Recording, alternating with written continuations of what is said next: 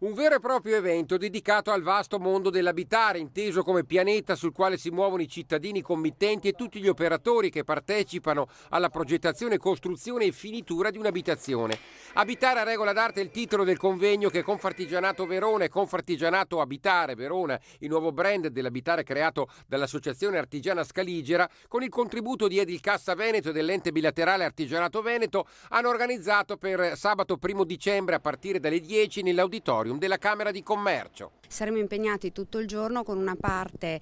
plenaria al mattino in cui ragioneremo su il benessere abitativo sia da un punto di vista della costruzione che dell'arredamento che dei servizi, e poi il pomeriggio ci divideremo in workshop tematici dove gli edili affonderanno le loro competenze sul tema antisismico, gli arredatori del legno sul tema più abitativo e delle finiture e degli infissi, gli impiantisti sull'inquinamento luminoso, e quindi ciascuno avrà il suo ambito di competenza per formarsi, informarsi e confrontarsi, perché il piccolo imprenditore, se non si mette a confronto con altri colleghi e con i colleghi che vengono prima e dopo di lui, resterà isolato, quindi non potrà ovviamente crescere. Un evento che sancirà di fatto l'avvio di un progetto più ampio, frutto di un accordo siglato tra Confartigianato Verona, principale associazione di rappresentanza delle imprese artigiane della provincia, e i 3 sindacati dei lavoratori dei settori edilizi e costruzioni, con l'obiettivo di promuovere la diffusione delle competenze e l'applicazione delle migliori esperienze nel campo degli edifici ad altissima efficienza energetica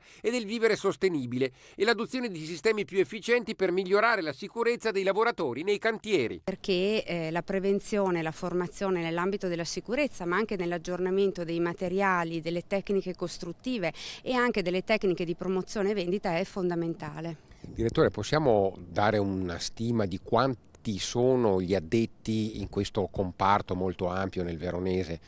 Sono migliaia, perché è il comparto più rappresentativo per quanto riguarda Confartigianato Verona e per quanto riguarda il settore artigiano. E il lato positivo è che sono numeri in crescita, quindi nonostante la crisi le nostre aziende hanno ricominciato ad assumere e hanno ricominciato a investire nelle risorse umane interne.